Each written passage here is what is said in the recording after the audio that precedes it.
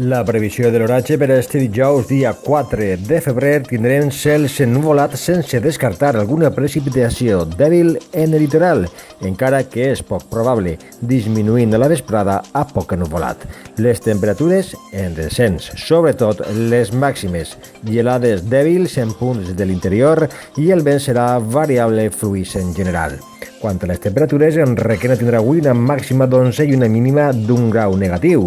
Ontinyent, màxima de 14, mínima de 4, Gandia, màxima de 15, mínima de 6 i València tindrà avui una màxima de 17 i una mínima de 7 graus.